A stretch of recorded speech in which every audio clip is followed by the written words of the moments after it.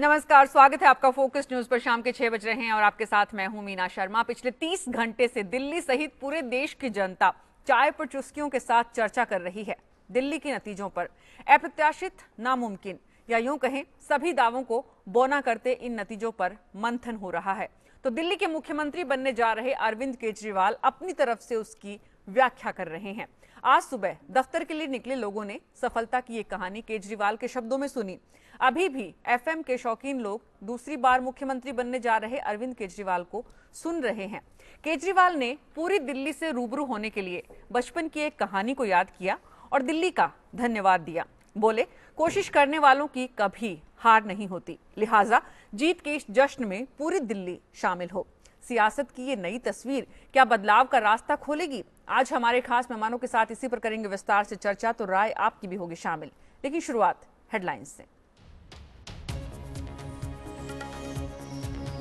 बिहार में मांझी को समर्थन या विरोध पर बीजेपी सदन में करेगी फैसला। नीतीश को पटना हाईकोर्ट से लगा झटका, विधायक दल का नेता चुने जाने को ठहराया दोषी। फोकस न्यूज से खास बातचीत में नीतीश ने बीजेपी पर लगाया लोकतांत्रिक मूल्यों का गला घोंटने का आरोप। कहा, मांझी को दिया था बड़ा मौका लेकिन वो नहीं उठा सके फायदा। गृह मंत्री राजनाथ सिंह और शहरी विकास मंत्री वेंकैया नायडू से मिले केजरीवाल और मनीष सिसोदिया। शपथ ग्रहण में आने का दिया न्योता, तो दिल्ली को पूर्ण राज्य दर्जा देने की रखी मांग।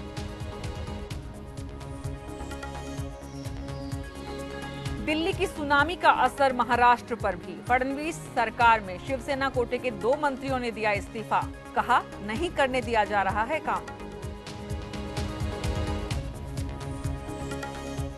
100 करोड़ उगाही मामले में दिल्ली हाई कोर्ट से सुधीर चौधरी और समीर अहलुवालिया को बड़ा झटका। वॉइस सैंपल नहीं देने की याचिका खारिज। निचली अदालत के फैसले को कोर्ट ने ठहराया सही।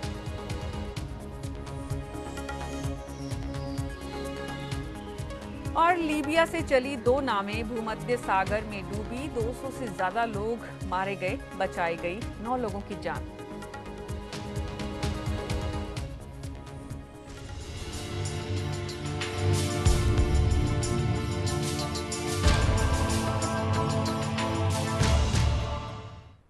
तो दिल्ली चुनावों के नतीजों पर विचार मंथन के बीच आज जब केजरीवाल की सफलता का चौतरफा स्वागत हो रहा है, तो चर्चा इस बात की भी कि हारने वाले क्या इस नए अध्याय से कुछ सीखेंगे। पिछली बार आम आदमी को जब 28 सीटें मिली थी तो राहुल गांधी ने आगे बढ़कर कहा था, सीखने की जरूरत है इनसे। कांग्रेस उपाध्यक्ष अपनी पार्टी को शायद समझा नहीं पाए कि क्या सिखाना चाहते थे, लेकिन बीजेपी के मुखिया अमित शाह इस हार से क्या कोई सबक लेंगे? कल उनके बेटे की शादी थी, लेकिन अभी तक दिल्ली की हार पर जिम्मेदारी लेने वो सामने नहीं आए। मई 2014 से अब तक हर जीत का श्रेय लेने वाले बीजेपी अध्यक्ष इस हार को कैसे परिभाषित करेंगे, देखना दिलचस्प होगा। क्योंकि पिछले 50 साल से ज्यादा जनसंघ और बीजेपी की सियासत को जिसने भी देखा है वो गवाह है इस बात का कि शब्दों की गरिमा हमेशा बनी रही। अटल आडवाणी का दौर हो या फिर सुषमा स्वराज और राजनाथ सिंह की अगली पीढ़ी, विरोधियों पर हमले के दौरान कभी भी स्तरहीन बयानबाजी नहीं की गई। किसी के परिवार या निजी जिंदगी को निशाना नहीं बनाया गया। लेकिन लोकसभा चुनाव से शुरू हुआ जो ये हाल दिल्ली विधानसभा के चुनावों तक सियासी विरोधियों पर पहुंचा बयानबाजी करने का, उसके बारे में शायद आम जनमानस तैयार नहीं था। तो क्या उस जनमानस की भावना ये नेताजी, बीजेपी के और वो तमाम लोग समझेंगे जिन्होंने बयानबाजियों के सहारे चुनाव जीतने की कोशिश की थी? समझने की कोशिश करेंगे अगले 1 घंटे में। लेकिन सबसे पहले आपको सुनाते हैं अरविंद केजरीवाल का वो रेडियो पर दिया हुआ संदेश जिसमें वो 14 फरवरी को होने वाले शपथ ग्रहण समारोह के लिए आम लोगों को आमंत्रित कर रहे हैं। नन्ही चींटी जब दाना लेकर चलती है, चढ़ती दीवारों पर 100 बार फिसलती है। मन का विश्वास रगों में साहस भरता है, चढ़कर गिरना, गिरकर चढ़ना न अखरता है। आखिर उसकी मेहनत बेकार नहीं होती, कोशिश करने वालों की कभी हार नहीं होती। नमस्कार, मैं अरविंद केजरीवाल बोल रहा हूँ। आप सबको बधाई देना चाहता हूँ। आप सबने कोशिश की और करके दिखा दिया। आपने साथ दिया है मेरा, आप सबने। आपको आज ये वादा करना चाहता हूँ कि आपकी खुशी मेरी प्राथमिकता है। आप सबका ख्याल रखना, आपको आपका हक देना मेरा कर्तव्य है। रामलीला मैदान में मेरे साथ शपथ लेने जरूर आइएगा। तो रामलीला मैदान में शपथ ग्रहण के अपने आयोजन में जनता को शरीक करने की एक तरह से अपील कर रहे हैं अरविंद केजरीवाल, जो मुख्यमंत्री की शपथ लेंगे 14 फरवरी को। समझने की कोशिश करते हैं लेकिन कि दिल्ली की जनता ने जो ये मैंडेट दिया है, बदलती हुई राजनीति को जो एक नया तस्वीर दिखाने की कोशिश की है, अरविंद केजरीवाल जिस तरह से नई सियासत करने की कोशिश करते नजर आ रहे हैं और आज जिस तरह से रेडियो पर अपील कर रहे हैं, हालांकि वो जोश उनमें नजर नहीं आ रहा है जो चुनावी जीत का होता है, उसके क्या कारण है वो भी समझेंगे। रीना गुप्ता प्रवक्ता आम आदमी पार्टी की, शिखा राय बीजेपी की, आलोक शर्मा प्रवक्ता कांग्रेस, प्रदीप सिंह जी वरिष्ठ पत्रकार, अमलेंदु जी वरिष्ठ पत्रकार, आप सभी का बहुत बहुत स्वागत है। रीना गुप्ता, सबसे पहले आपसे समझना चाहती हूँ, बहुत ज्यादा भाव विभोर हो गए हैं अरविंद केजरीवाल या फिर जरूरत थी यहाँ पर कि इन्हीं शब्दों की पिच के साथ रेडियो से मुखातिब हो आम आदमी के से? मीना जी, अरविंद जी वाकई काफ़ी भाव विभोर हुए हैं। हमारी पूरी पार्टी जो है, हम सब लोग जिन्होंने इतने दिनों से मेहनत की, दिल्ली की जनता के इस तरह के प्यार को देखकर हम लोग वाकई सब बहुत भाव विभोर हुए हैं। और इस सब के साथ हम ये भी समझते हैं कि दिल्ली की जनता ने हम सब के ऊपर एक बहुत बड़ी जिम्मेदारी दी है और अब समय आ गया है कि हमें अगले सालों में मेहनत करके उस एक एक वायदे पे खरा उतरना है जो हमने अपने मैनिफेस्टो में लिखा था। तो अरविंद जी और उनकी पूरी टीम तैयार है, सबने कमर कसी हुई है कि आने वाले कुछ महीनों में और सालों में हम एक एक करके उन सारे वादों को निभाएंगे। जी, शिखा राय, बीजेपी के अमित शाह, बीजेपी के जो सबसे शीर्ष नेतृत्व जो हर बार जीत का सेहरा लेने के लिए बीजेपी मुख्यालय दिल्ली पहुंचते हैं, नजर नहीं आ रहे हैं। जनता जानना चाहती है क्यों नहीं जिम्मेदारी ले रहे हैं? आपने स्वयं कहा शुरू में, उनके घर में परिवार में शादी है बेटे की, इसलिए वो कल से वहाँ व्यस्त हैं। बहुत नज़दीकी परिवार में एक समारोह है तो डेफिनेटली वो वहाँ हैं और वो कभी भी जीत का श्रेय लेने के लिए नहीं आए। जीत का श्रेय उनको पार्टी देती रही है। ऐसा नहीं है जहाँ किसी भी चीज़ का श्रेय लेने की बात है, हमारे नेतृत्व में ये कभी नहीं है। करते हैं, सारी स्ट्रेटेजी भी प्लान होती है, चुनाव भी लड़े जाते हैं और कहीं जीत और कहीं हार, ये तो चुनाव के दो पहलू हैं, दो ही चीज़ तो होनी है, दो में से एक ही चीज़ तो होनी है। तो इसलिए कोई श्रेय लेने के लिए वो आए, स्पेशली आते थे या वो इस तरह की तो बात पहले भी कभी नहीं थी। और जहाँ तक इस चुनाव के परिणामों का सवाल है तो जैसे वो श्रेय लेने की बात नहीं थी, सारा टीम एफर्ट होता था, तो इस बार भी चुनाव में एक पूरी टीम का एफर्ट रहा है। ऑब्वियसली नेतृत्व लीडरशिप रहती है और सारी लीडरशिप उसमें थी। या फिर शिखा राय, तैयारी हो रही है कि जवाब आखिर किस तरह से तैयार किए जाए? क्या वाकई में आम आदमी पार्टी को जो जीत मिली है, जनता ने जो मैंडेट दिया है, जनता ने जो बताने की कोशिश की है, उससे पार्टी सीख लेगी, सबक लेगी, कुछ मंथन चिंतन हो रहा है? डेफिनेटली जब आप लूज करते हैं तो भी मंथन होता है और जीत के बाद भी मंथन होना चाहिए। मैं ये भी कहना चाहूँगी, केवल जीतना और अच्छे मार्जिन से जीत लेना वो और भी चिंता और मंथन का कारण होना चाहिए कि इतना अच्छा मैंडेट मिला है तो उसको पूरा कैसे करना है। और डेफिनेटली आप ये कहें कि क्या सोचने के लिए समय ले रहे हैं, जवाब देने के लिए, डेफिनेटली एनालिसिस तो होगा, आपस में विचार विमर्श तो होगा कि क्या कारण रहे हैं और उन कारणों को जब आप पूछेंगे तो विचार विमर्श के बाद ही वो कारण आपको भी हम बताएंगे। जी, बने रहिए। आलोक शर्मा जी, जब 2012 के चुनाव दिल्ली के हुए थे विधानसभा के और उस वक्त 2013 के और उस वक्त दिल्ली के चुनाव के नतीजों के बाद राहुल गांधी ने बहुत ईमानदारी से कहा था, जो सबको अच्छा लगा था, कि सीखने की जरूरत है। सीख नहीं पाए 2-1.5 साल में।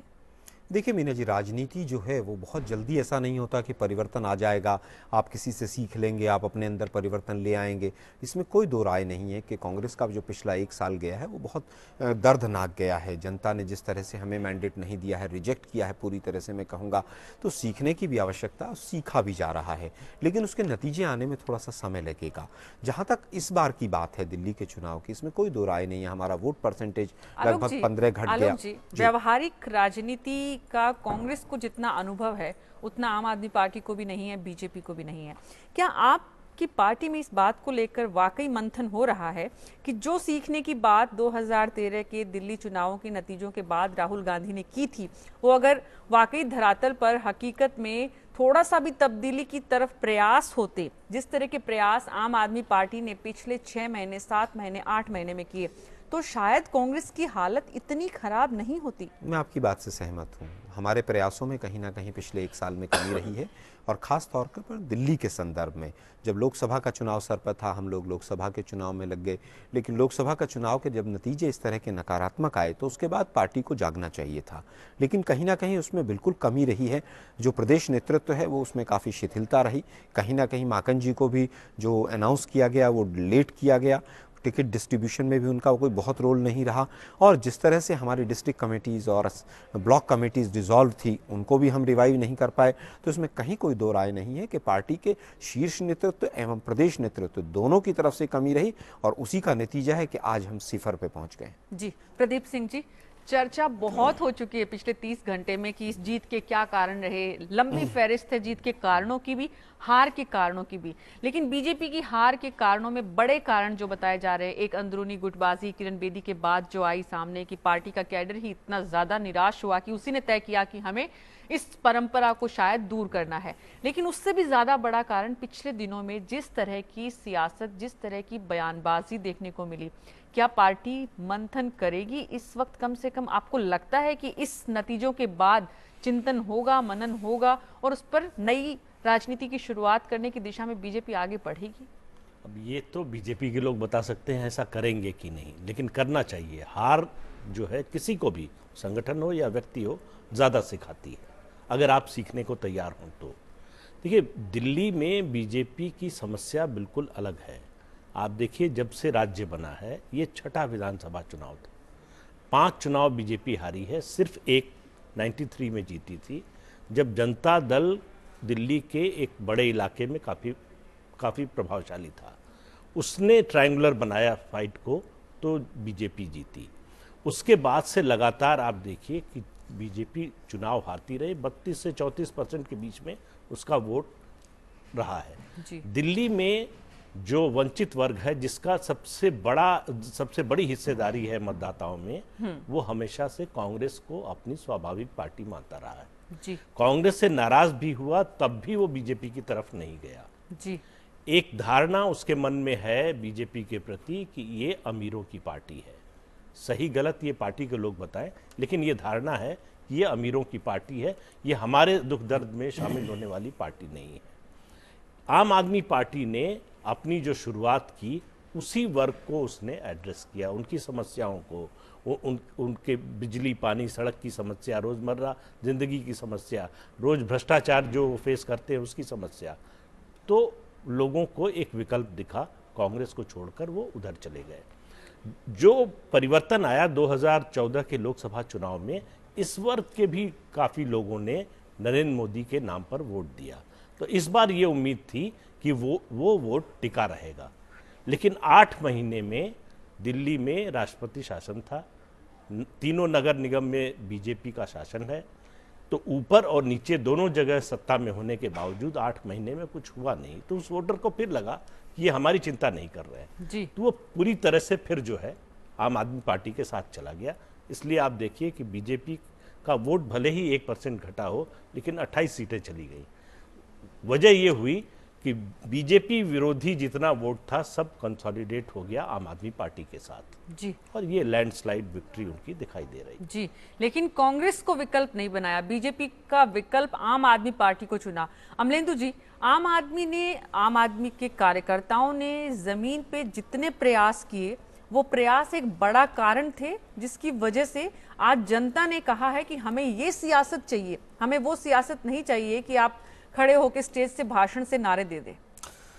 देखिए, मुझे लगता है कि आम आदमी पार्टी की जीत में आम आदमी पार्टी का उतना महत्वपूर्ण रोल नहीं है जितना माननीय प्रधानमंत्री नरेंद्र मोदी जी का और कांग्रेस की गलतियों का योगदान है।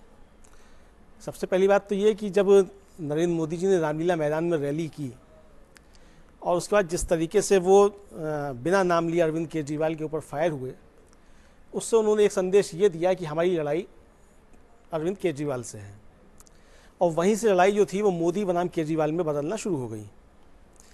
कांग्रेस की गलती ये रही जो उन्होंने 2013 के विधानसभा चुनाव से शुरुआत की थी कि मुख्यमंत्री आपकी शीला दीक्षित थीं और आप 15 साल उन्होंने काम किया था, आरोप सारी तमाम लोगों पे होते हैं, उनके ऊपर भी थे, लेकिन जो जिस तरीके से ग्रास रूट तक उनकी पकड़ थी, आपने उनको किनारे करके अजय माकन जी को एकदम से ला करके वहाँ बैठा दिया चुनाव का प्रभारी बना करके। उसका एक बुरा असर कांग्रेस के कार्यकर्ताओं के ऊपर पड़ा। अजय माकन जी अच्छे नेता हैं, ईमानदार हैं, सभ्य सुसंस्कृत हैं, लेकिन सारी चीजें हो गई उनकी। लेकिन वही मैं कहना चाह रहा हूँ कि अजय माकन जी जनता से कटे हुए आदमी हैं और उसमें उनकी जो परिवेश है, उनका पारिवारिक परिवेश है, उसका योगदान है। मतलब उसमें उनकी मजबूरियां भी रहीं, जिस तरीके से उनको जब वो आए राजनीति में तो उनके परिवार की जो स्थिति थी तो उसका काफ़ी योगदान भी है। तो वो जो उनका जो जनता से कटाव था, और उसके बाद फिर इस चुनाव में आते आते जो उन्होंने सबसे बड़ी गलती की, मालूम ये पड़ रहा था कि अजय माकन जी के नेतृत्व में कांग्रेस जो है वो शीला दीक्षित से लड़ रही है जी। पहला जो उनकी प्रेस कॉन्फ्रेंस हुई तो उसमें यही उन्होंने कहा कि शीला जी का युग गया और एक नया युग आ गया। तो मैसेज जो था वो जनता के बीच मैं समझता हूँ कि अच्छा नहीं गया इस बात का जी। और उसके बाद जब मोदी जी ने जब हमला बोल दिया केजरीवाल के ऊपर तो वो लड़ाई वो धीरे धीरे उधर परिवर्तित होने लगी और इसका नतीजा ये हुआ कि जो लड़ाई त्रिकोणीय होने जा रही थी वो लड़ाई पूरी तरह से पूरी तरीके से आमने सामने की हो गई। और योगदान उसमें इस लड़ाई को एकतरफा करने में मोदी जी का ये रहा, और खासतौर से उनके जो सिपहसालार और उनके जो कमांडर थे अमित शाह जी, वो जिस तरीके की भाषा, जिस तरीके के विज्ञापन, जिस तरीके की बातें चुनाव के दौरान होती रहीं, उससे जो एंटी बीजेपी वोट था उसके अंदर ये मैसेज गया कि किसी भी तरीके से यूनाइट हो जाओ और अगर दिल्ली को में इनको गिरा लिया तो आगे के रास्ता जो है वो साफ हो जाएगा। जी। तो बीजेपी के जो नेताओं का आप जिक्र कर रहे हैं, एक बार यहाँ पर उस बयानबाजी में केजरीवाल को किस तरह से झूठा, चोर, बंदर, क्या क्या शब्दों का इस्तेमाल किया गया वो दिखाना जरूरी है हमारे दर्शकों को जो अब मुख्यमंत्री बनने जा रहे हैं। और किरण बेदी से लेकर केंद्रीय मंत्री निर्मला सीतारमण और नई दिल्ली सीट से बीजेपी की उम्मीदवार नुपुर शर्मा तक किस तरह से पीछे नहीं रहे थे, एक बार याद दिलाते हैं आप सबको। उनको हर हालत में मीडिया में रहना है, झूठ के कोई पैर नहीं होते, इसलिए आपने देखा हर चीज से वो भागते रहे, आज भी भाग रहे हैं। अब आर्थिक आरोप से लेके और अब भागते हुए कह रहे हैं मुझे पकड़ लो। A chore cannot decide who should come and investigate him. I'm sorry to be so harsh, but it is that serious a मामला। कितने चुनाव लड़ लेंगे भैया एक साल में? उनका कमिटमेंट कहाँ है? एक डाल से दूसरी डाल पे कूद रहे हैं ना, माफी चाहती हूँ, बंदर भी कूदते हैं। और अपने ऊपर लगातार हमलों से परेशान होकर भी केजरीवाल मीडिया के सामने जरूर आए, लेकिन उन्होंने अपना संयम नहीं खोया और जितनी शालीनता से उन्होंने मतदान से पहले अपना दर्द बयां किया, उतनी ही विनम्रता से वो जीत के बाद भी अपने साथियों को अहंकार न करने की सलाह देते नजर आए। तो क्या जनता की नब्ज को पकड़ना अगर कहें अरविंद केजरीवाल ने सीख लिया था? पूरे अग्रवाल समाज को उपद्रवी बताया है। उन्होंने लिखा है कि मैं उपद्रवी गोत्र से हूं। भाजपा की लड़ाई मुझसे हो सकती है, उन्हें जो कहना मेरे बारे में कहे। वो पूरे अग्रवाल समाज को उपद्रवी कैसे कह सकते हैं? आधा टाइम केवल मेरे को गालियां देते रहे, केजरीवाल ऐसा है, केजरीवाल ऐसा है, केजरीवाल घूमने करता है, बोले केजरीवाल नक्सली है, केजरीवाल को जंगल भेज दो। मैं आपसे पूछना चाहता हूं, मैं नक्सली हूं जी? मैं आपसे पूछना चाहता हूं, मुझे जंगल जाना चाहिए? इस तरह की राजनीति ठीक नहीं। मैं एक ही निवेदन करना चाहूंगा सभी कार्यकर्ताओं से, सभी हमारे एमएलए से, पूरी पार्टी से, जरा सा भी अहंकार मत करना। आज जो कांग्रेस का हाल हुआ वो उनके अहंकार की वजह से हुआ। आज जो बीजेपी का हाल हुआ वो उनके अहंकार की वजह से हुआ। तो दिल्ली की लड़ाई जिन दो लोगों के बीच में थी या जिन दो राजनीतिक दलों के बीच में थी, उन दोनों की शैली क्या रही इन चुनाव प्रचार के इस पूरे चुनाव के दौरान, वो अपने आप में महत्वपूर्ण है। जो नतीजों की जितनी व्याख्या हो रही है उसके बीच लगातार चर्चा का विषय बन रहा है। आज भी अरविंद केजरीवाल ने जिस तरह से एफएम पर लोगों को जोड़ने की कोशिश की और जितनी विनम्रता से, जितनी भावनात्मक रूप से, क्या जनता वही चाहती है अपने नेताओं से? शिखा राय, क्या बीजेपी के अंदर इस बात को लेकर मंथन हो रहा है? क्या इस बात को लेकर चर्चा है कि आने वाले चुनावों में कम से कम वो सबक लेगी और इस तरह के व्यक्तिगत हमले नहीं होंगे? देखिए, मंथन तो हर बात पर होगा। जब हम चुनाव हारे हैं तो हर पहलू पर, हर स्टेज पर, हर लेवल पे और हर तरह से मंथन होगा। तो उसमें क्या विषय आएंगे, क्या विषयों के ऊपर चर्चा होगी, किन बातों को लेकर के हमें आगे रणनीति बनानी चाहिए, बनानी होगी, ये सब बातें जब हमारी समीक्षा बैठक होंगी, सब बैठेंगे तो उसके बाद से डेफिनेटली इन सभी स्तर पर और सभी विषयों पर चर्चा होगी।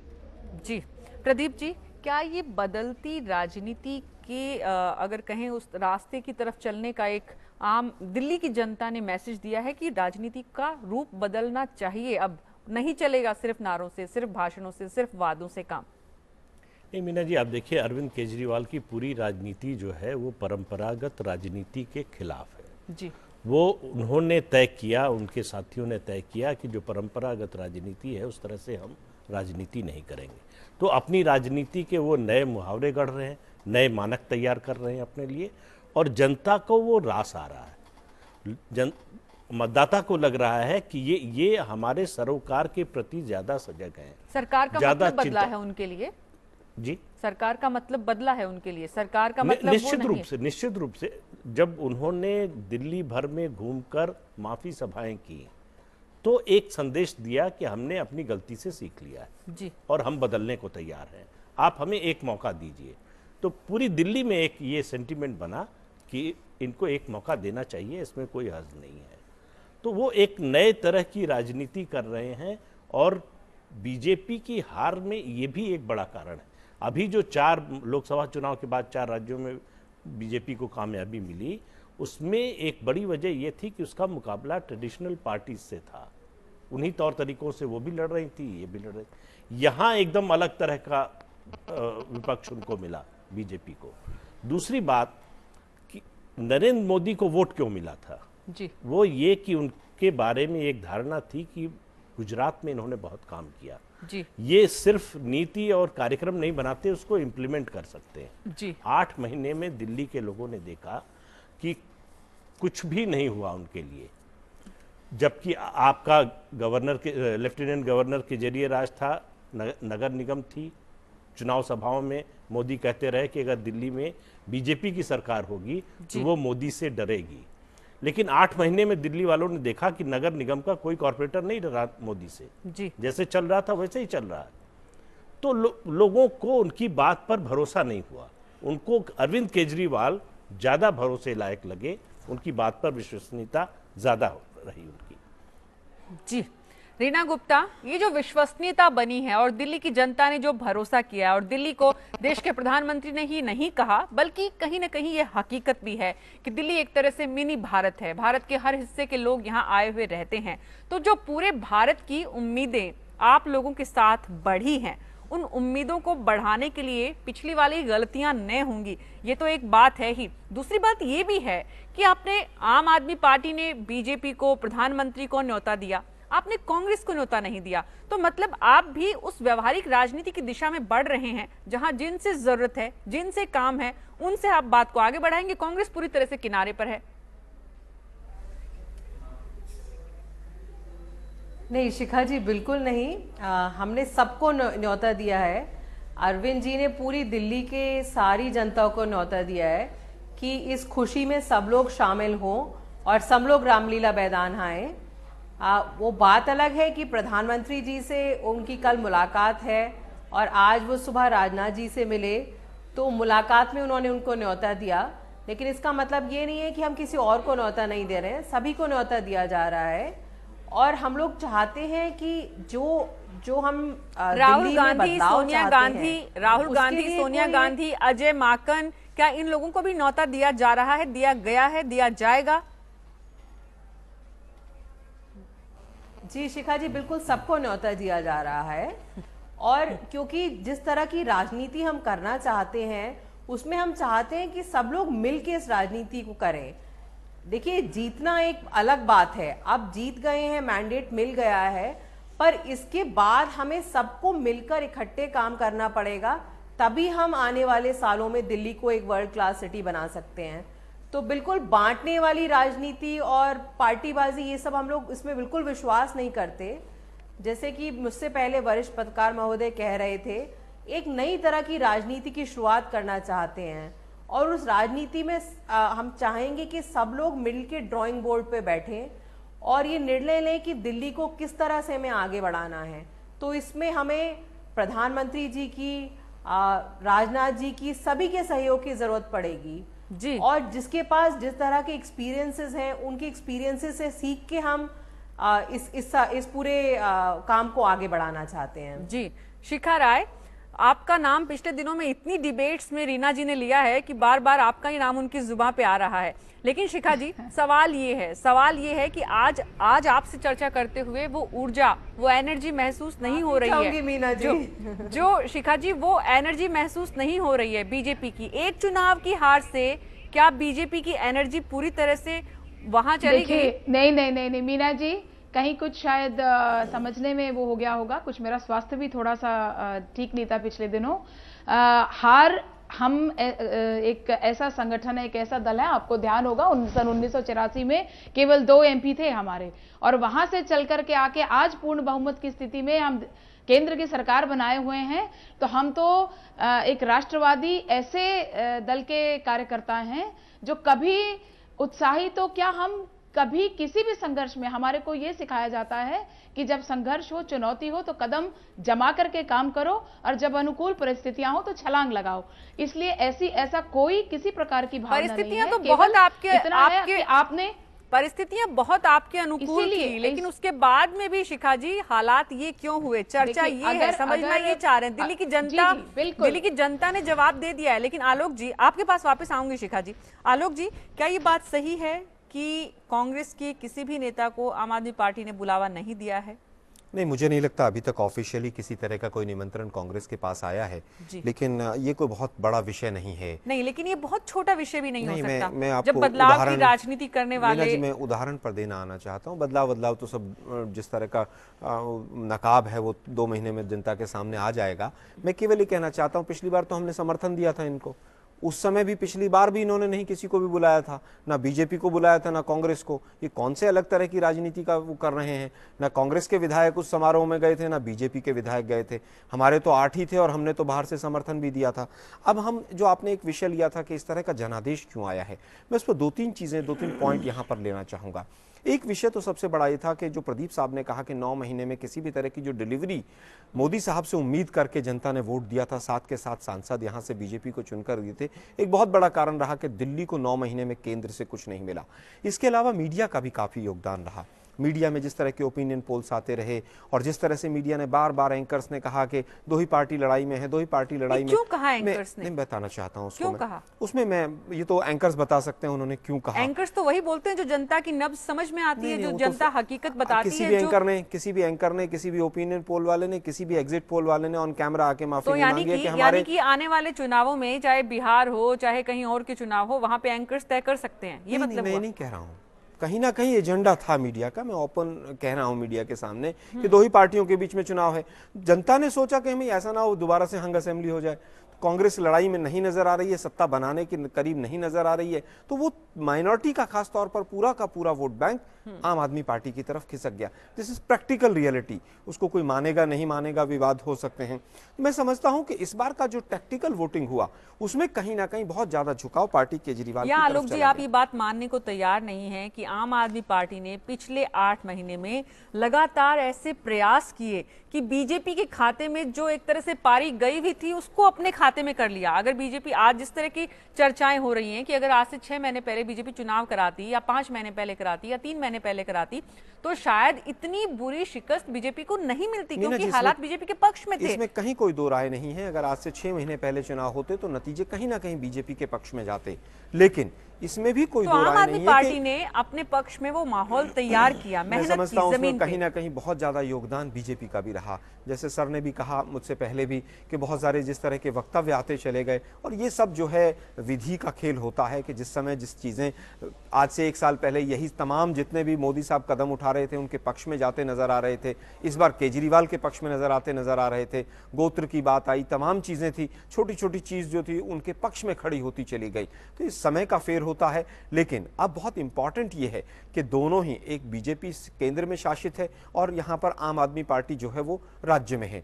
कहीं ऐसा ना हो कि 6 महीने के बाद मोदी साहब का नशा दिल्ली की और हिंदुस्तान की जनता से 9 महीने में उतर गया। जो मोदी मोदी सुनते थे, 283 सीटें शायद 1989 के बाद से, क्या उससे भी पहले से, उसके बाद से कभी नहीं आई थी किसी की भी। 9 महीने में इतना नशा उतरा है। आज दोनों पार्टियों से विनम्र निवेदन करती है कांग्रेस कि दिल्ली जो है वो देश की राजधानी है, इसको शांति से चलाइएगा, आपस में टकराव मत कीजिएगा। अगर वो दोनों नहीं चलाते हैं तो आपकी जिम्मेदारी, आप विपक्ष में लगातार उनको बताते रहेंगे। इसमें कहीं कोई दो राय नहीं है। हम निवेदन जहां करना होगा निवेदन भी करेंगे, और जहां पर हमें उनको आईना दिखाना होगा वहां पर हम आईना भी दिखाएंगे। अमलेंदु जी, मुझे लगता है कि कांग्रेस की जिम्मेदारी अब सदन के अंदर नहीं लेकिन सड़क पर बढ़ गई है, और विपक्ष जो है असली रोल जो है कांग्रेस को वो सड़क पर दिखाना चाहिए। ठीक है, अभी चुनाव नहीं हो रहा है, 5 साल के बाद होगा, लोकसभा का भी 4 साल के बाद होगा, लेकिन सड़क पे कांग्रेस की उपस्थिति दर्ज होनी चाहिए जी। और विपक्ष अगर खत्म हो जाएगा तो लोकतंत्र नहीं बचेगा जी। सदन के अंदर तो रहा ही नहीं है विपक्ष। जिस दिल्ली की 15 साल तक जिस कांग्रेस की सरकार दिल्ली में रही, उसका कैडर आम आदमी पार्टी के कैडर से पीछे चला गया। क्या सिर्फ यही कारण था कि वो सड़क पे नजर आ रहे थे, वो जनता से कनेक्ट थे? नहीं, ऐसा भी नहीं है। वो सड़क पे नजर आ रहे थे और कांग्रेस नजर नहीं आई थी, ऐसा भी नहीं है। मीना जी, आम आदमी पार्टी ने इन 8 महीनों में सड़क पे दिल्ली में कुछ काम किया और मुझे ऐसा नहीं लगता। देखिए, आम आदमी पार्टी ने भी ठीक है गैर पारंपरिक तरीके अपनाए, लेकिन हथकंडे अपनाने में उन्होंने भाजपा से कोई कोर कसर नहीं छोड़ी। जिस भाषा में भाजपा बात करती थी, जिन तौर तरीकों को भाजपा अपनाती थी, उससे दोगुने वेग के साथ उन्हीं तौर तरीकों को आम आदमी पार्टी ने अपनाया। आपको याद होगा लोकसभा के चुनाव में प्रियंका गांधी ने कहा था ये नीच राजनीति है, मोदी जी ने उसको अगले दिन कहा नीच जाति, आप मेरी नीच जाति को प्रहार कर रहे हैं।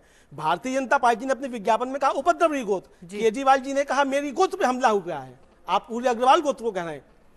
मैं मीना जी एक छोटा कहीं नहीं था अग्रवाल गोत्र पे हमला, छोटा सा एक वाक्य ठीक वही उन तौर तरीके अपनाए हैं। सर ने बहुत अच्छी बात कही है, और इन्हीं चक्रव्यूह में, पूरे इसी चक्रव्यूह के अंदर दिल्ली का जो चुनाव था, या तो वो मीडिया ने लड़ा या इन जो जुमलेबाजी थी इस जुमलेबाजी में लड़ा गया, और जो मुद्दे थे वो गौण हो गए। पिछले 5 दिन से किसी चैनल ने नहीं कहा अनऑथराइज कॉलोनीज अब कब जो है ऑथराइज होंगी, पानी का बिजली का क्या होगा, तमाम जो मेन मुद्दे थे, विकास कैसे होगा, ये भी कह के चले गए वाईफाई कर देंगे हम दिल्ली को। अभी तक विश्व में किसी एंकर ने नहीं प्रश्न किया कि पूरे विश्व के अंदर आज तक एक भी शहर वाईफाई नहीं हुआ है, आप कैसे करेंगे। लेकिन मैं समझता हूं कि जुमलेबाजी के अंदर, और सर की बातों से पूरा इत्तेफाक रखता हूं मैं, कि मुद्दे जो थे वो भटक गए, और जो नतीजा आया है खैर उसको पूरी पार्टियां, कांग्रेस पार्टी तो पूरी तरह से विनम्रता से स्वीकार करती है। जी जी जी जी, बताइए रीना जी। बार बार ये कहा जा रहा है नई प्रकार की राजनीति की चर्चा हो रही है कि एक नई प्रकार की राजनीति हो रही है, नए प्रकार का प्रचार हो सकता है, नए प्रकार के राजनीति के झूठे वादे हो सकते हैं, लेकिन अंततः जो सरकार को करना चाहिए वो सबको एक ही करना होता है, और वो देनी होती है गवर्नेंस। इसलिए नई राजनीति के प्रचार कर लीजिए, कुछ भी कर लीजिए, लेकिन अंततः आपको करनी पुरानी राजनीति वही है। सरकार में आने के बाद क्या आपको जनता की भलाई के काम करने हैं, गवर्नेंस देनी है। तो अब देखने की बात यह है कि प्रचार की नई राजनीति शुरू करने के बाद ये गवर्नेंस की कौन सी नई तकनीक से गवर्नेंस को देंगे, और जिन बातों का ये उल्लेख हो रहा है, जो वायदे जो बातें की गई हैं, उसको कितना पूरा करेंगे। और मैं ये भी कहना चाहूंगी कि आज भाजपा चुनाव हारी है तो इन वक्तव्यों, जुमलों और इनकी बात हो रही है। अगर जीते होते तो क्या ये वक्तव्य के जुमले जो यहाँ सुनाए जा रहे हैं वो इतने प्रोमिनेंट थे कि वो चर्चा के विषय बनने चाहिए थे, कि इनके कारण यही सब कुछ रहा, कारण ये जुमले जो हैं वो इतना कुछ, मुझे नहीं लगता कि इतना बड़ा विषय थे। बिल्कुल ठीक है, आज भी बिल्कुल ठीक है शिखा जी। दिल्ली के मुद्दे विषय होने चाहिए कि क्या मुद्दों पे चुनाव लड़ा जाना चाहिए और मुद्दों पे लेकिन अगर शिखा चुनाव जी लड़ा ये कहने गया को है तैयार तो नहीं क्या वो होंगी कि मुद्दे अब मुद्दों से पूरे ध्यान हो रहे हैं कि भटकाने का नहीं? काम आपकी पार्टी ने किया। बिल्कुल, बिल्कुल, आपका मैं पहला नारा जो आया हाँ, दिल्ली चले बिल्कुल मोदी भी के नहीं। साथ आया, हमारा- कहीं आपकी पॉलिसी की कोई बात नहीं थी, जी। कहीं उसमें मुद्दे नहीं थे, कहीं आपने मुद्दों की कोई बात नहीं की। हमारी आपने कहा हम मोदी पॉलिसी पे के साथ दिल्ली बरकरार चलेगी, थे। दिल्ली ने तय कर लिया मोदी के साथ नहीं चलेगी। शिखा देखिए, हम जी, अगर पुरानी आपने खुद उसको- परंपरागत राजनीति आपने करते खुद हैं तो हम उसको मुद्दों से व्यक्तियों नहीं की भटक डिस्ट्रिक्ट सकते लाइन ना। बनाया। अगर हम राजनीति दूसरी बात परंपरागत प्रदीप जी, करते हैं तो मैं- हमारा मुद्दा ही मेन मकसद रहेगा। शिखा जी ने जो बात कही कि चाहे कितने ही नारे दे दें, कितने ही वादे कर लें, चलना उसी परंपरागत राजनीति से है, तो कहीं ना कहीं वो अपनी बात को ही जो नरेंद्र मोदी 6 महीने 8 महीने पहले कह रहे थे कि हम अलग तरह के गवर्नेंस की बात कर रहे हैं, उसको भी वो खारिज कर रही है। नहीं, देखिए अभी तो शपथ भी नहीं ली है केजरीवाल ने, तो ये उम्मीद करना कि गवर्नेंस पर क्या करेंगे, फेल हो जाएंगे, बिखर जाएंगे, ये मतलब थोड़ा तो शिखा जी ये को डर सोचना इसलिए चाहिए है क्योंकि कि पिछली उनकी बार पार्टी जब की उनको सरकार मौका आए मिला 8 तो महीने हो गवर्नेंस के नाम पे गए, वो वो अभी धरनों और पे समय बैठे थे। चाहते हैं इसलिए परफॉर्म थोड़ा करने सा के मन में लिए। और anticipation एक है। पार्टी जिसने अभी सत्ता संभाली भी नहीं है, उससे गवर्नेंस पे सवाल पूछना ठीक नहीं। मुझे लगता है कि उनको एक मतदाताओं ने मौका दिया है, आखिर इतना बड़ा जनमत मिला है तो लोगों ने कुछ सोच कर दिया है ना। जी। आपकी बात सही हो या गलत हो वो अलग बात है, लेकिन धारणा मतदाता के मन में ये बनी कि अरविंद केजरीवाल जो बात कह रहे हैं वो ज्यादा विश्वसनीय है, इसलिए उन्होंने उनको वोट दिया। अब उन्होंने 5 साल के लिए उनको मैंडेट दिया है, कुछ समय देना चाहिए कि वो किस तरह से काम करते हैं, कर पाते हैं, नहीं कर पाते हैं, नए तरीकों से करते हैं, पुराने तरीके पे लौट जाते हैं। इन सब पर चर्चा करने के लिए, विश्लेषण के लिए समय मिलेगा आगे। जी, रीना गुप्ता, काफी देर से आप कुछ कहना चाह रहे हैं। नहीं, मैं तो सिर्फ ये कहना चाह रही थी कि शिखा जी से मेरा ये आग्रह रहेगा कि उनको काफ़ी एक्सपीरियंस है और वो कह रही हैं गवर्नेंस उनको बहुत अच्छी आती है, तो हमारी उम्मीद यही रहेगी कि वो हमारी दिल्ली में पूरी मदद करे और उनको जो अच्छी गवर्नेंस आती है वो हमारी भी उस क्षेत्र में मदद करे और हम सब मिलके एक दिल्ली को एक बेहतर दिल्ली बनाएं। तो मेरा तो उनसे यही आग्रह रहेगा और वही आशा रहेगी कि वो कोऑपरेट करेंगे हमारे साथ। जी जी, बिल्कुल बिल्कुल, ऐसी उम्मीद जी, करते हैं आने बिल्कुल वाले दिल्ली दिनों के में। हित में- आऊंगी शिखा जी आपके पास, मेरे साथ एक कॉलर है दिल्ली से, अजय, माफ कीजिए गाजियाबाद से अजय। गाजियाबाद से अजय, बताइए। नमस्कार आप सब लोगों को, जी, बहुत नमस्ते। बहुत बधाई सब लोग को, क्योंकि ये जनता की जीत है। और मेरा सवाल ये है कि जो मुद्दे की राजनीति पे जो आज आपका टॉपिक है, ये मुद्दे इसलिए खो जाते हैं क्योंकि व्यक्ति की चर्चा होती है। अब देखिए, इसीलिए लोकसभा के चुनाव में भी बहुमत दे दिया गया और कांग्रेस में अपोजिशन पार्टी तक को सेंट्रल में नहीं दिया। जनता ने ही तय किया है कि ये जो तूतू मैं विधानसभा या लोकसभा में होती है, उससे निपटारा इसी तरह पा सकते हैं कि लीडर ऑफ अपोजिशन या अपोजिशन रहे ना। सेम चीज अब की विधानसभा में भी हुई है। ये दो चीजों से तो जनता ने निपट लिया है। मैं चाहूंगा कि कोई जवाब दे कि ये मीडिया पे जो तू मैं चलती रहती है, क्योंकि मीडिया के क्योंकि जर्नलिस्ट भी पूछते हैं, नाम बताइए सर, नाम बताइए। कोई अगर आज ये कीर्ति आजाद से ने जब मुद्दे की बात की, आज आप लोगों को सब पता है, कीर्ति आजाद की एक क्लिपिंग दिखा रहे थे, उसमें कोई भी वो जो जर्नलिस्ट है वो पूछ रहे हैं अब नाम बताइए, अब नाम बताइए। ये जो उत्तेजना और सेंसेशन पैदा करने की कोशिश की जाती है मीडिया में, इस मीडिया से कैसे छुटकारा पाए जनता, इस बात का सवाल का जवाब चाहिए। जी, बहुत बहुत शुक्रिया अजय जी, आपने जो सवाल उठाया। कांग्रेस में आज आलोक जी पहले से तैयारी करके आए थे कि मीडिया को कटघरे में खड़ा करना है। प्रदीप सिंह जी, आखिर क्या वजह है कि इस पूरे चुनाव प्रचार के दौरान कई बार इस तरह की बातें की गई कि मीडिया जो है वो इस चुनाव को दो तरफा आमने सामने की लड़ाई बनाने में बड़ा कारण बना है? मीना जी, पहले तो आपके दर्शक ने जो बात कही उस पर कुछ कहना चाहता हूं मैं। ये बहुत खतरनाक ट्रेंड है कि सदन में विपक्ष ना हो। जी। किसी भी डेमोक्रेसी में, किसी भी तरह की डेमोक्रेसी हो, जहां भी संसदीय जनतंत्र है, वहां सदन में विपक्ष का होना, मजबूत विपक्ष का होना जनतंत्र की बुनियादी शर्त है। अगर ऐसा नहीं होता है तो ये जनतंत्र के लिए खतरनाक है और अधिनायकवाद की ओर ले जाएगा, जहां एक व्यक्ति के हाथ में सारी ताकत आ जाए। जी, लेकिन यहाँ तो आंकड़ों के लिहाज से भी नहीं है। बिल्कुल नहीं, आंकड़ों की बात छोड़ दीजिए। देखिए, ऐसा है कि आप 52 में जो पहला चुनाव हुआ उससे बाद के 30 साल देखिए, लोकसभा में संख्या की दृष्टि से विपक्ष बहुत ज्यादा नहीं था। इसके बावजूद उसकी उपस्थिति जो है बहुत प्रभावी थी। बिल्कुल, तो विपक्ष का होना तो बहुत ही जरूरी है। तक कि ये कोई अच्छी बात नहीं है। के बीच भी उसको अगर ये कोई मतदाता सोचता है कि विपक्ष का कमजोर होना न होना अच्छी बात है जनतंत्र के लिए, तो ये बहुत बुरी बात है। दूसरी बात मीडिया की, देखिए आलोक जी एक बात को समझना चाहिए सारे राजनीतिक दलों को।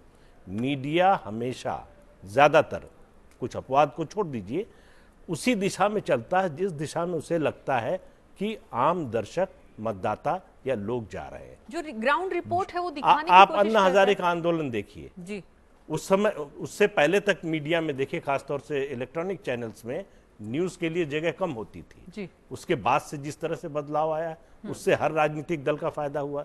आपको मंच मिलता है अपनी बात लोगों तक पहुंचाने का। ये कोई नहीं कह सकता कि सब कुछ बहुत निष्पक्ष ढंग से होता है और किसी के साथ पक्षपात नहीं होता, लेकिन मोटे तौर पर सबको बात अपनी कहने का मौका मिलता है। कोई मीडिया कितना भी ताकतवर हो, वो चुनाव की दिशा नहीं बदल सकता। ये गलतफहमी मीडिया को भी नहीं होनी चाहिए और ये राजनीतिक दलों को भी नहीं सोचना चाहिए कि मीडिया चुनाव के नतीजे तय कर सकता है। सारे चुनाव के पहले के सर्वे थे, 40 से ज्यादा तो कोई नहीं दे रहा था सीटें बिल्कुल आम आदमी पार्टी को। तो आलोक जी, यहाँ पे आपकी बात तो खारिज होगी, लेकिन अमलेंदु जी, नहीं, खारिज नहीं हुई मेरी बात जी।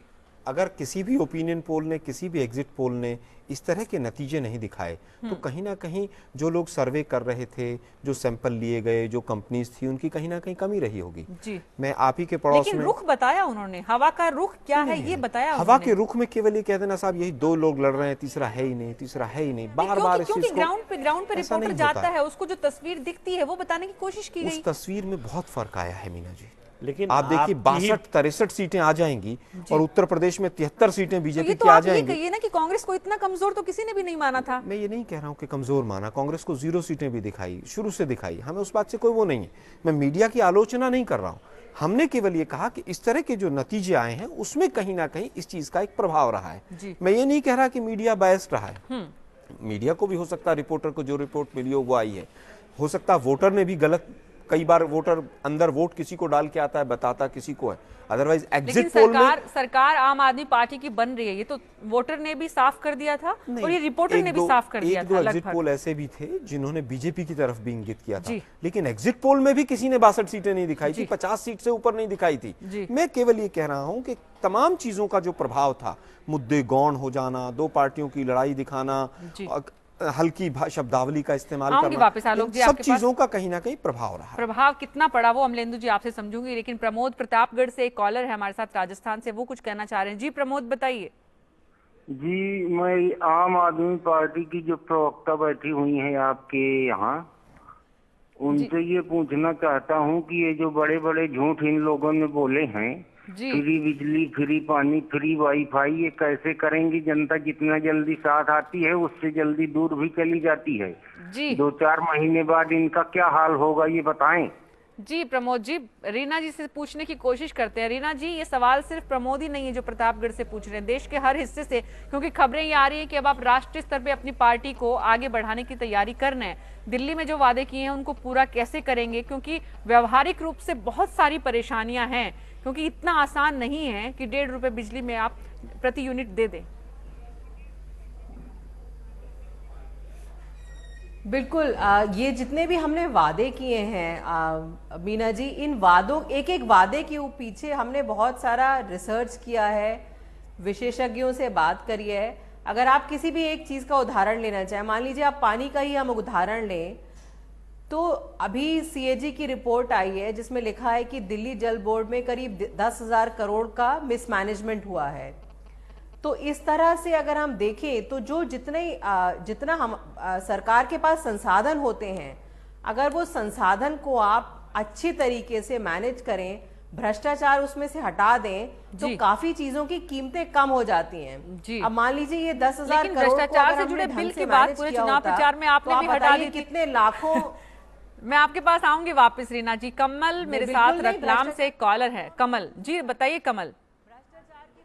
हाँ, मैं रतलाम से बोल रहा हूँ मैडम जी, बताइए। मैडम मैं पूछना चाहता हूँ कि आप पार्टी जो जीती है तो उसके लिए उसको बहुत बहुत धन्यवाद है, बाकी जिस प्रकार उन्होंने वादे किए हैं उसको पूरा कैसे करेंगे? जी वही रीना जी सवाल, देश की जनता अलग अलग हिस्से से देश के पूछना चाहती है, जानना चाहती है, समझना चाहती है कि इन वादों को पूरा करने का व्यवहारिक धरातल आपने कैसा तैयार किया है और कितने दिनों में उम्मीद करे जनता कि आप उनको पूरा कर रही हैं आम आदमी पार्टी? मीना जी, सारे देखिए अलग अलग तरह के वादे हैं। कुछ वादे तो हम बहुत जल्दी पूरे कर पाएंगे और कुछ वादों को पूरा करने में 5 साल तक का वक्त लगेगा। तो डिपेंड करता है हम कौन से वादे की बात कर रहे हैं। जहां तक भ्रष्टाचार की बात है, भ्रष्टाचार हमारे लिए एक बहुत अहम मुद्दा है। और जैसा हमने पिछली विधानसभा चुनाव के बाद किया था कि भ्रष्टाचार के खिलाफ हमने एक हेल्पलाइन शुरू करी थी, उसी तरह इस बार भी वो हेल्पलाइन शुरू करने का विचार है।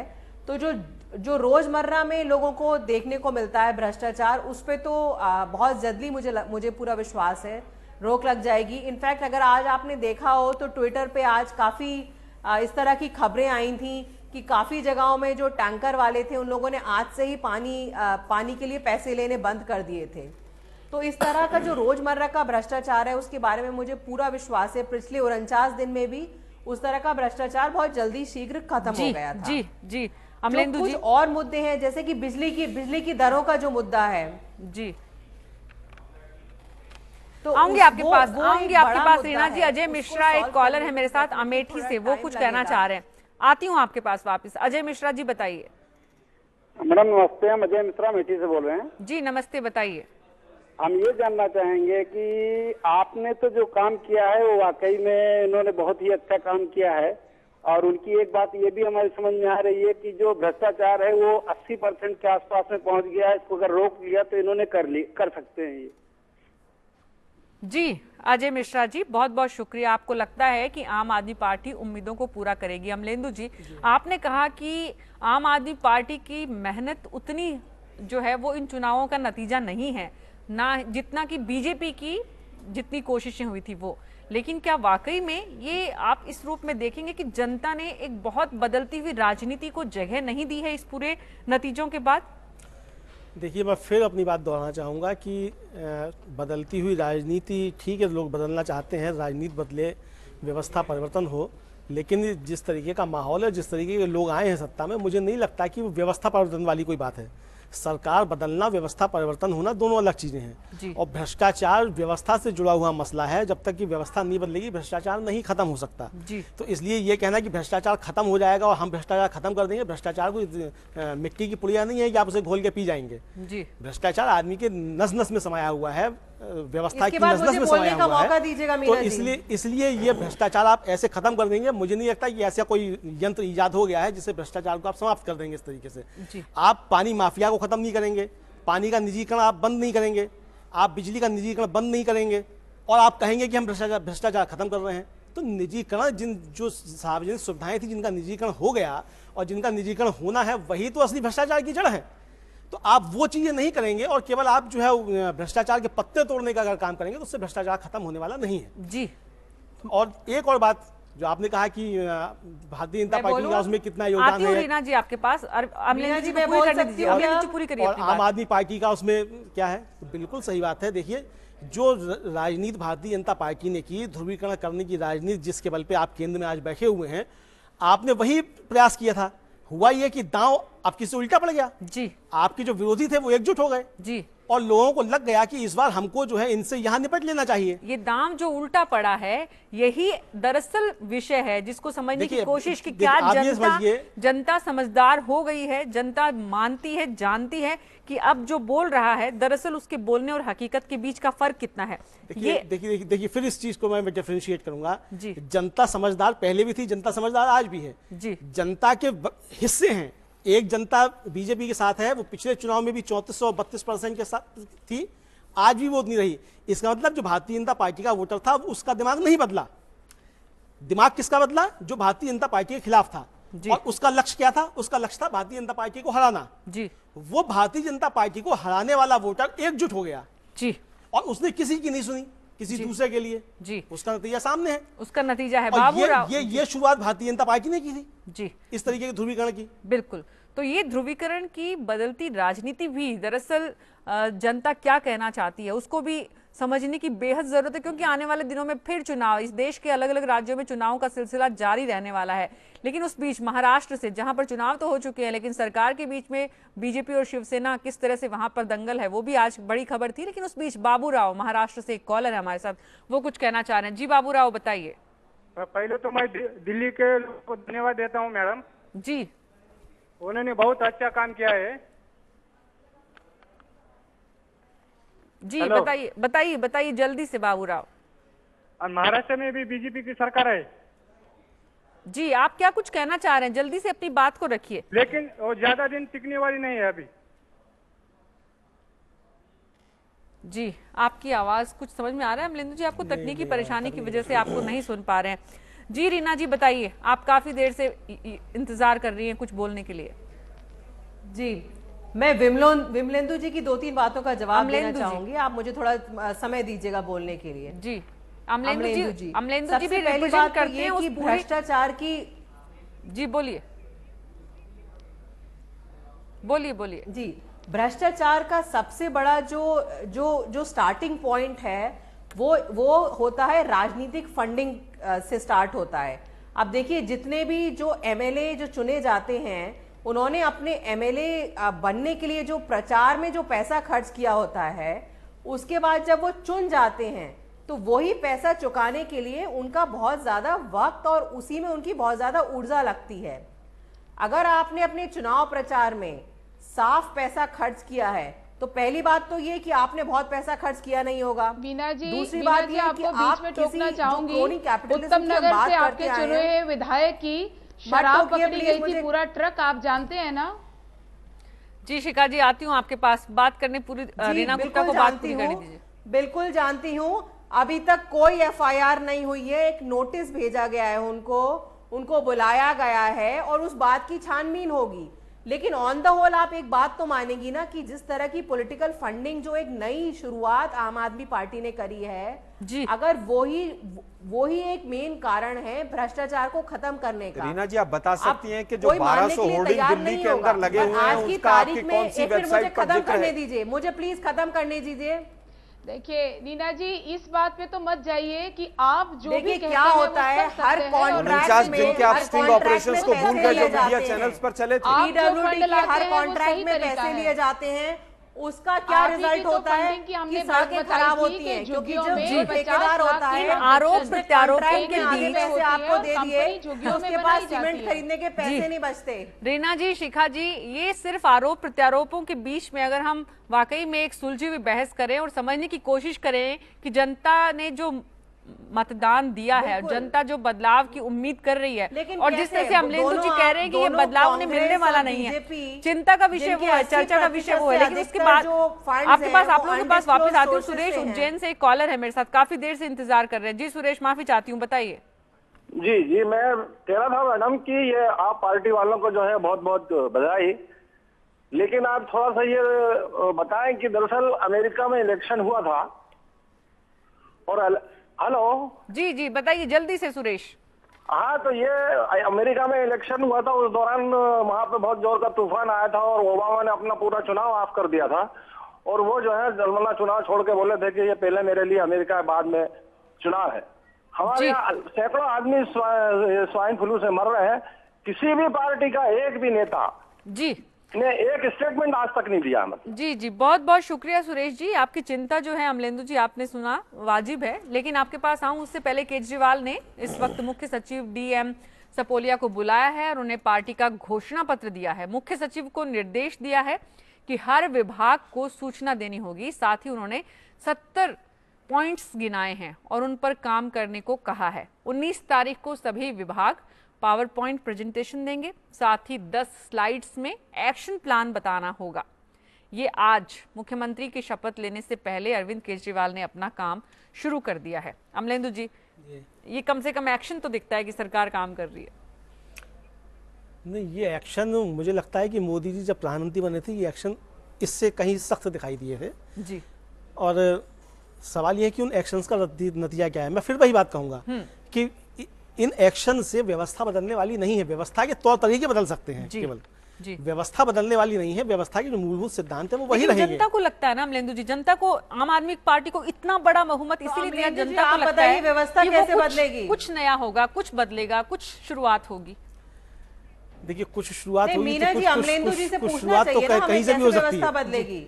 कुछ व्यवस्था तो रीना जी ऐसे ही बदलेगी कि आप जो निजीकरण हो चुका है पानी का और बिजली का, आप उसका निजीकरण बंद कर दीजिए, उसका राष्ट्रीयकरण कर दीजिए। बताइए आप कर पाएंगी? जी, आपकी सरकार कर पाएगी? नहीं, देखिए ये तो बिल्कुल गलत धारणा है। उसके राष्ट्रीयकरण से कैसे व्यवस्था बदलेगी? आपका कहने का मतलब ये है कि जो राष्ट्रीय कंपनियां हैं वो बहुत अच्छे से काम कर रही हैं। राष्ट्रीयकरण हुआ बहुत लंबी बहस एक बार भ्रष्टाचार है, सरकारी में नहीं है, ये तो बिल्कुल मिथ्या धारणा जी। बहुत माफी चाहती हूँ आप सब लोगों से, बहुत चर्चा इस विषय पे अगले और आधे घंटे हम कर सकते हैं, लेकिन वक्त की कमी है, माफी चाहूंगी।